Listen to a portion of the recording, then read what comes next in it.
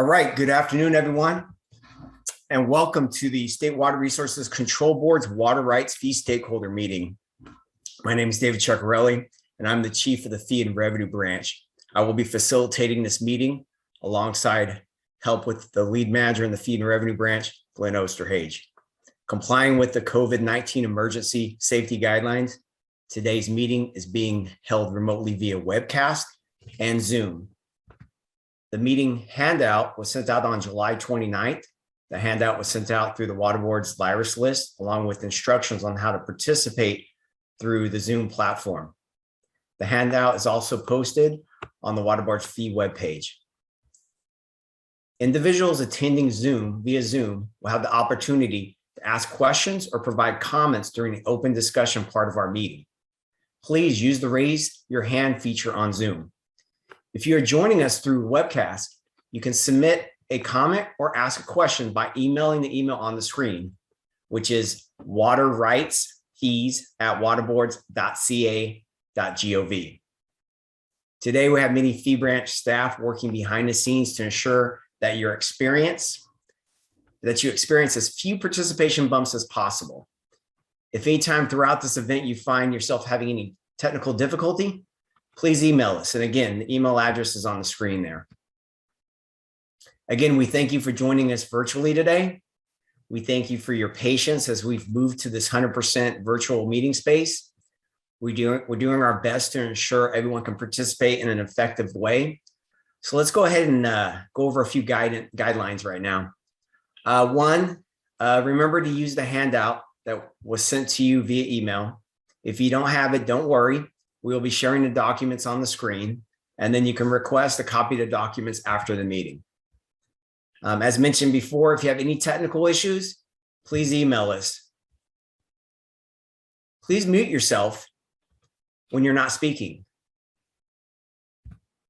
Remember, you can submit comments and questions through the event by sending them to waterrightsfees@waterboards.ca.gov. There'll be staff there that'll be recovering the emails and be asking the questions, and staff will do our best to respond accordingly. I also wanted to state that there may be a delay in the broadcast for some people that are listening in. So through the meeting, we'll take an opportunity to deposit time so listeners can catch up. So before I reviewed today's agenda, I just wanted to highlight that this is the third fee stakeholder meeting as part of the fee setting process for fiscal year 21-22. The past meetings were held in February and June. This is the last scheduled meeting prior to staff presenting a fee structure to the board for consideration and adoption in September. And keep in mind, the purpose of these meetings are for us to present expenditure and budgetary information and how those impacts to expenditures have impacts to the fees. We're here also to listen to questions and concerns. Part of our job is that we do listen to the questions and the concerns, and we do consider that as part of putting the options together when we're setting fees. But we also then relay this information and these concerns to executive management and to our board members. And then I just wanted to say, throughout this process, don't hesitate to, if you need to reach out to Glenn or I or John Russell, please do. We're here to help answer any type of questions or concerns that you may have. Before we get into the agenda itself, I'd like to just kind of pass this on to John Russell. It sounds like he'll probably have a few comments for us. Thank you, David. Yeah, just briefly, I just wanted to reiterate what David just said, that we really appreciate all of you taking the time to participate in the fee setting process throughout the year, not just this particular workshop, but all through the year. And also, as David said, this is a multi-component process. There's the administrative part, which is what we are doing now, as well as the programmatic and political parts. And our goal on the administrative end is just to give you the information that you need to engage the other parts of the process and to be as transparent as possible. And like I just said, to give you as much information as you need to understand what we're doing and Y from the nuts and bolts side of it.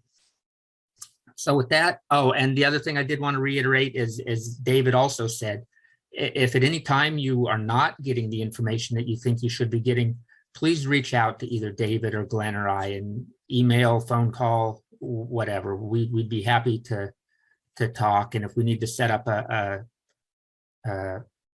separate meeting to go over things in more detail, we'd be happy to do that as well. So with that, I'll hand it off to David and we can get into the program. All right, thank you, John. If we could have the agenda put up, we'll go over the agenda.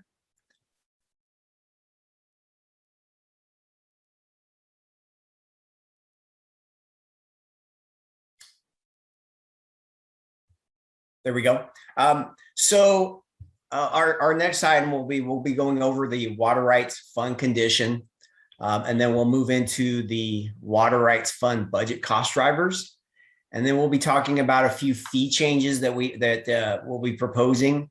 We'll talk a little bit about what's referred to as the data modernization funding, a quick update on CASA compliance, and then we'll move into open discussion, and then next steps, which is driving us to the September 21st board meeting.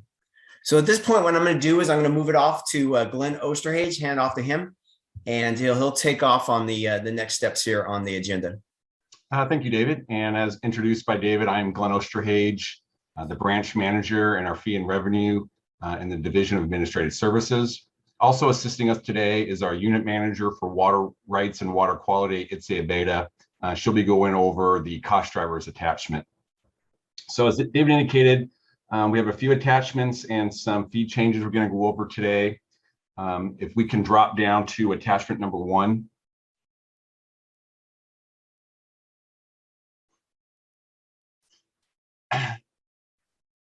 Going back and forth. So it'll be up. There it goes. I know this is very small. So I want to say for those that have been participating in our water rights meetings for a number of years, this is a table that I have elected not to show probably, I think maybe about a year and a half now. So 4 or 5, maybe 6 meetings.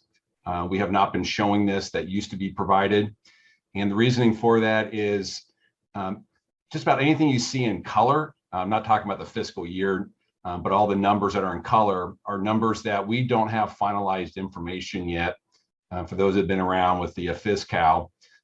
So I'm always hesitant to present information on data set that I don't feel comfortable with because we have a lot of older data we're waiting to true up and finalize.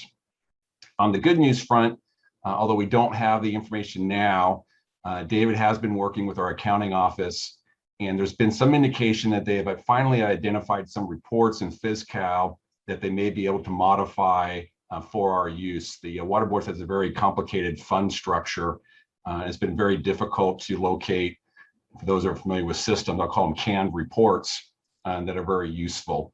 So David, before I go on, is there anything else you wanted to add as far as the communication you had with accounting and are hopeful that we're going to start getting some of these prior year reports completed? Yeah, I think Glenn, I think you highlighted most of it. Part of, again, you know, it's a complex accounting system. And then for one, there's a lot of work that goes behind the scenes on FisCal. And one of the issues is, of course, you have to close one fiscal year before you can start the next. And part of it was building reports within FisCal. And our accounting office has been working closely with the Department of Finance. And from the conversations that I've been having with them is that it looks like we're close on getting some expenditure reports that would be able to provide to us on a monthly basis, which would help us on working on, you know, projecting and estimating our expenditures. And so kind of better prepares us for us when we're able to put this chart together. We'll have a better projection on the expenditure side. Okay, thank you, David. So just to kind of summarize, I'm not going to go through all the detail, but the key ones, and depending on your color resolution, it's either going to be orange or beige or tan, but anything under fiscal year 1920 or fiscal year 20-21, all that for me is more of a beige color. our numbers we're waiting to finalize. 1920 is done. We just don't have the reports yet. Then as you move over to the current fiscal year, we call it budget year of 21-22, the blue, again, on my screen, it's blue, is the revenue side. The yellow is the expenditure side. So those are numbers. Revenue side, we're projecting. We may tweak the revenue forecast a little bit heading into the board meeting, but those numbers are fairly close to what we're going to end up with our projections. And then what's in the yellow is what's in the budget or the adjustments we're making as we go through the cost drivers, the removal of furloughs, pay letters, and all that information. So hopefully when we come back to the stakeholder meeting next February, we'll be in a better shape to turn those colors into white squares, finalize all these numbers, because this all relates to, again, it's very small on the screen, what we think our fund balance is. This is a fund, we target a 5% minimum, and we're right at that. Actually, we're a little bit below that right now, but we don't know where these numbers are going to end up. If things work out well and the revenue comes a little higher, say for the recently completed year of 2021, it helps our fund reserve. On the flip side, if the revenue comes in under what we were projecting, then it's a negative to the fund reserve. Same thing with expenditures. If we come in under our projections, and we had to forecast all the salary savings with furloughs, but again, if the expenditures come in less than what we have, it helps our fund reserve. But with all that, we kind of go into budget year fee increase, budget year +1. In general, we're adding about a 4% increase in each fiscal year. We will get into a talking point later on, what's called data modernization. There's no impact for this fiscal year, but there is impact going into the next fiscal year cycle. And so that's reflected in here as well. So this is a complicated little chart, colorful, lots of numbers that we use as our baseline when we come and show you what our projected fee increases are for the water rights fund, not broken down by specific entities within water rights. So again, I've been hesitant to show this one, but we went ahead and made the decision to go ahead and present it again after, again, about a 1.5 year break. It's not factual. Numbers will change, but we hope to have a better understanding of how these numbers will impact ultimately our fund balance, is what people want to know. If we have a healthy fund balance, then it gives our board members a little bit of leeway in making some determinations. If our fund balance gets close to zero, we can't go negative, then we have to make sure we have enough funds to cover some economic uncertainties. So with that, I'm going to go ahead and move it over to attachment 2 and hand it off to Itze to go over our cost drivers. Thanks, Glenn. Yeah, so as Glenn mentioned, I am the new unit manager overseeing programs for water quality and water rights. So as I become more seasoned and more comfortable, I will be contributing more to these meetings. But for now, I'm going to just go over this handout right here. This is attachment number 2. And it just breaks it down. It indicates that on the first table, we see the fee setting budget from last year, and that's at about 29 million. That's followed by the fee setting budget for the year 21-22 at just about 31 million, showing a net difference of about 2 million, which is needed to support this year's budget. That's about a 7.6% change. And the second table shows the primary cost drivers, the biggest being the removal of furlough salary savings, and that's at a 4% change. And then the third table is just summarizing some of the projected fee increases per fiscal year. So with that, I will hand it back to Glenn. Thank you. All right, thank you. So in a quick summary, there are 2 changes that are reflected in these numbers from what we presented back in June. The big one is the pay letter. It's that middle table, the second line of just under $800,000. So that's negotiated salaries through the unions that will be added in. It's called through a pay letter is how it's added in. So those costs are estimated above what's in the budget. And the other piece that's not reflected in this, because we're just looking at current year, but it's reflected in the bottom table. And if you look at what's called budget year 1, which is fiscal year 22-23, the data modernization, there is I think it's called a junior budget bill that's going through the processes that will be adding in water rights funding into next year. All the funding this year will be through the general fund. But with that additional amount, we do project an increase next year for water rights, also around 10%, before dropping down in budget year 2 on our normal, what we'd expect to have as an increase in yearly costs. So there's 2 additional drivers from June, the pay letter, and although it's not called out on here, it's what's called the data modernization process. So with that, we can go ahead and go to the next page. So before we go through this, these are the changes. Yeah, it's tough when we go back and forth. On the agenda, we're on agenda item number 4. And before we go into the items that are in this attachment, there is a one-time fee related to the cannabis program. It's called a fully contained spring report filing fee. This is a new one-time fee that we're looking to have the board adopt. Hold on, I got to pull up a different document here with some information. So right now we're still working on some of the language. So that's why we didn't present it in the document here. But we're looking to propose a $4,000 one-time fee it's a demonstration of diversion from a fully contained spring. So what this is a cannabis applicant applies for an SIUR. It'll either be, and they claim I use the acronym FCS, but fully contained spring. If it's accepted, the SIU is not needed, everything is fine. That fee does not apply to those cases. The fully contained spring claim can be rejected, and they'll still go ahead and process the SIUR. Again, there's no impact on that process.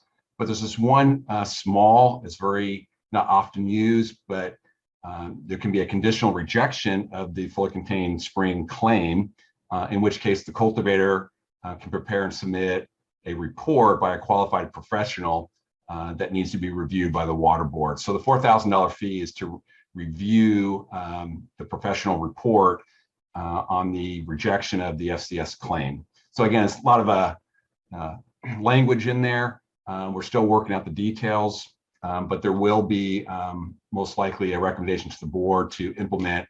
Again, it's a very narrow, it doesn't apply in very many instances, but we wanted to make everyone aware of that one as well. Moving on to what's on the screen, these are the normal. I break it down to the FERC fees, and then there's the permit licensing and pending applications. They have different structures. On the FERC regulated, whether or not it's licensed or undergoing, it's based off a per kilowatt. For all of these, they're looking to go up a roughly 9.6%. Program staff, we work with them to, on the FERC side, look at anticipated expenditures related just to FERC and anticipated revenue. And it was right in line with what we were looking at. I generically call it the non-FERC, but it's the permit licensing and pending applications. Both of those came in right around the 9.6%. So we are looking to recommend to the board to increase the per kilowatt for both types, licensed and undergoing licensing. And then for the permit licensing and pending applications on the per acre foot, greater than 10 acre foot, also increasing that by the amount. In both instances, we're planning to recommend no change to the base fees. And at this time, we're not recommending any other changes on what we call other annual or one-time fees. So in the water rights program, those are what we're looking at, a one-time fee for cannabis on fully contained spring technical report review, and then increasing the per kilowatt or the per acre foot charge for the applicable permit activity under those. But again, we're not looking to increase base fees or any other one-time fees. So with that, I don't know, David, did you have any comments on that one before we move on? No, I was just going to reiterate that yes, we're not adjusting any base fees. I just also wanted to just highlight that that the water rights program, we're not augmenting any staffing. So the staffing levels are maintained the same as they've had in last fiscal year. It's these costs are pretty much driven by paying for the current staff that are involved in the program. And just kind of looking back at the fee adjustments and going to the board last year, we were looking at fee, I think last year the fee adjustments were about 5.6%. And we were looking at around 5.6% moving into this year. And of course, some unknowns about the removal of the furloughs, and then of course the pay letter of the additional, the salary adjustments. So the 9.6 is in line with what we were looking at. Again, it's an increase of about 4%. But again, the two unknowns that at the time when we were looking at a 5.6% increase had to do with the removal of furlough savings, which we anticipated would be in for one more year, and then not knowing what the salary negotiations may look like. Okay. Thank you, David. So before we move on the agenda, we've completed agenda item number 4. We'll take a moment to see if we have anyone on the Zoom platform who can raise their hand, or check with Gary if we have any email questions. No email questions at this time. Okay. Not seeing anyone raising their hands. For item number 5, we don't actually have a lot of information. This is called data modernization funding. It's something that's coming through on the budget and what's called a junior budget bill. For the current fiscal year, it's authorizing $30 million from the general fund. So there is no impact on water rights fees or the water rights program. But ongoing, there is $5 million of ongoing costs to be split 50-50. So $2.5 million through general fund and $2.5 million from the water rights fund. So that will hit for what we call budget year 1, or which is fiscal year 22-23. So again, it's something that's just coming through right now, not a whole lot of information, but we wanted to put it out there that we are forecasting, again, the $2.5 million of additional costs going into the water rights fund next year. Again, it does not impact fees this year. So with that, again, we'll take a moment to see if we got Bob Gore. Good timing, Bob, because you're up for number 6, but go ahead, Bob. Data modernization, fascinating. Who can tell us what that entails? I'm assuming it's stream gauges and helicopter arrays and other things. I've heard reference to it. It's been brought up in other contexts. Obviously, it'll help us with drought, but details would be good since we're going to wind up paying half the operating costs. It looks like I think Erin has her hand up. I was hoping she'd say something. See you. Hi, good afternoon. As Glenn said, there's not a ton out there about what this is, but in broad strokes, what it is rebuilding the ERIMS data system, making it more of a geospatial and better data platform. It also includes funding for digitizing the paper records. We have a large file room with a bunch of records in it that's really hard for anybody to access, so it looks at that. And the $30 million is looking at that whole upgrade, as well as the IT consultants to support that. And then the ongoing fees are to support staff, not only in the Division of Water Rights, but in our information systems, like the Office of Information Management and Analysis, the Division of Information Technology, to support the new system and make sure it evolves in a way that continues to support the water rights holders and Division of Water Rights moving forward. Well, thanks for that. If we could, it's remarkable that a $30 million program doesn't have a ton of information. If we could have some sort of supplemental 1 or 2 pager within the next couple weeks, that is before the September 21st meeting, it would be good. Also, this may be a good example of the fee payers working with the water board to come up with future funding that's entirely in the general fund. But we need to know what it is we're dealing with first. You know, of course, DWR digitized a bunch of stuff for Sigma, so it's not without precedent. But again, details would be helpful, you guys. Thank you. And I'll work on that, Bob. I am trying to get some information here in the background, but I was just provided some information that right now there is no official BCP budget change proposal narrative, since this is what's considered a junior budget bill. Yeah. Or budget bill junior. The funding portion has been placed in there, and it's one of those details to follow. So we'll work behind the scenes. Once we have information, we will present it. If not at the board meeting in September, or as soon as we get it. Yeah, I was just gonna chime in. You know, there's a small reference to it in the enacted galley. It's under the major program details. And so it just goes into, you know, the details of the $30 million for the water rights for this year for general fund. And then it talks about the ongoing $5 million. But Bob, you're right. We'll get more details on it as we start to kind of look more into it. Yeah, I'll talk to the budget consultants too and see. Thanks. Yeah. So again, just to summarize that talking point before we move on to cost of compliance, there is no impact to the fees this year. So all of the fee increases are related to everything we previously talked about, as far as furlough going away, pay letter, various programs. There's pro rata other costs that we've discussed before. Right now, there is funding that's going to hit next year, and that's what we will work to make sure we get some documentation on once it's available to us. So I'll take a moment and say, Gary, do we have any email questions before we move on to Bob's cost of compliance topic? No questions at this time. Okay, not seeing any of their hands up yet. So Bob, we'll go ahead and go to agenda item number 6. I believe this is a quick conversation piece for you, but you have the floor for that one.